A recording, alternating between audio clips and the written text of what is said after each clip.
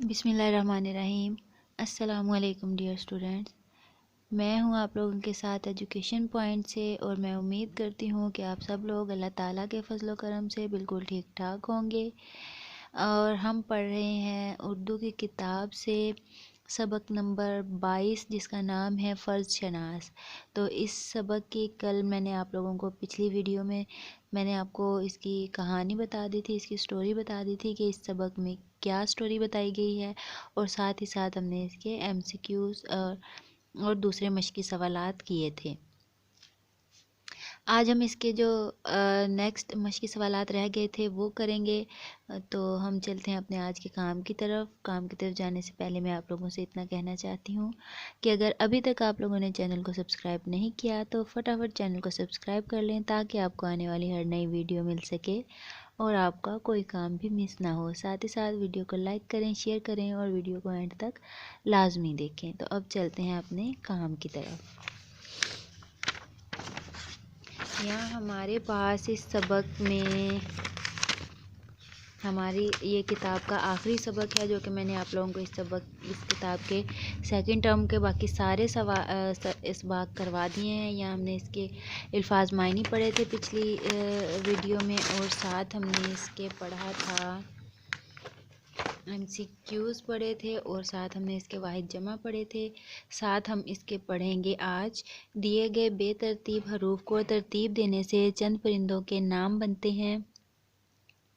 حروف کو ترتیب دے کر پرندوں کے نام تلاش کریں اور مناسب خانے میں لکھیں۔ تو نیکسٹ ہمارے پاس ہے یہاں بے ترتیب حروف اور پرندوں کے نام۔ پہلا حرف ہے ابابیل۔ یہ الٹے سیدھے بے ترتیب حروف دیے گئے ہیں، ان کو سیدھا کریں تو ابابیل بنتا ہے۔ نیکسٹ ہمارے پاس ہے عقاب۔ ان حروف کو اگر ترتیب جائے تو ہمارے پاس پرندے کا نام کیا بنتا ہے؟ عقاب بنتا ہے۔ اگلا لفظ ہے ہمارے پاس شتر مرغ۔ اگر ہم ان سارے الفاظ کو سیدھا کریں تو یہ ہمارے پاس شتر مرغ پرندے کا نام بنتا ہے۔ شتر مرغ پرندہ ہے۔ آگے ہے تیجتی تیرے تر تیتر۔ اگلا اور آخری ورڈ ہے چمگادڑ۔ ان سارے حروف کو اگر ہم سیدھا کریں تو کون سا پرندے کا نام بنتا ہے؟ چمگادڑ بنتا ہے۔ تو یہ آپ لوگوں کے لیے میں نے سیدھے کر کے سامنے لکھ دیے ہیں آپ لوگوں کی آسانی کے لیے۔ اب ہے ہمارے پاس اگلا سوال، کتاب کے صفحہ نمبر 190 پر۔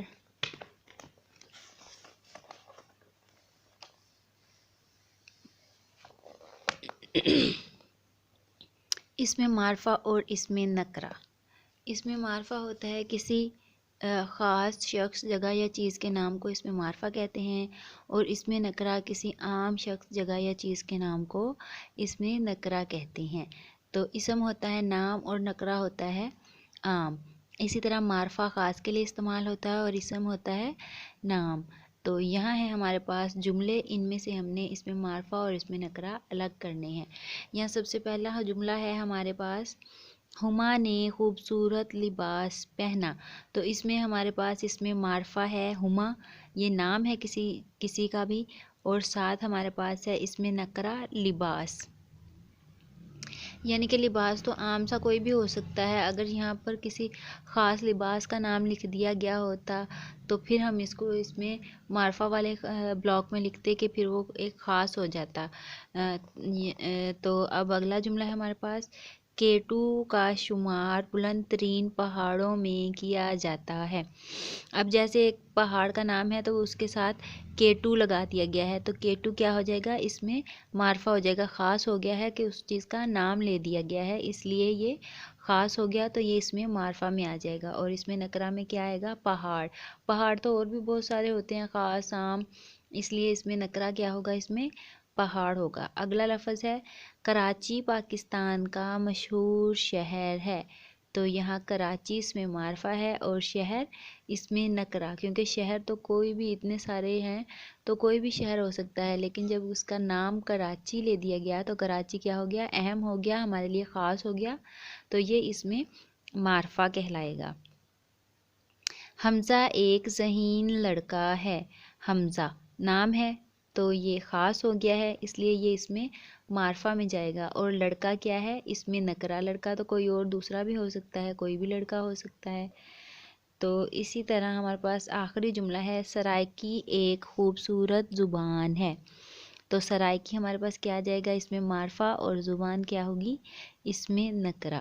اسی طرح ہم نے ان سارے جملوں میں سے اس میں نکرہ اور اس میں معرفہ یعنی کہ خاص چیزیں اور عام چیزیں الگ کر کے لکھ دی ہیں۔ تو اگلا سوال ہے ہمارے پاس،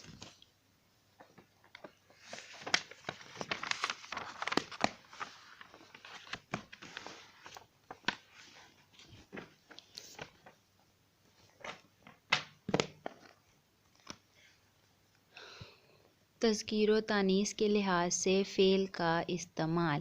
تذکیر و تانیث ہوتا ہے مذکر اور مؤنث کے لحاظ سے فعل یعنی کہ کام کا استعمال کریں۔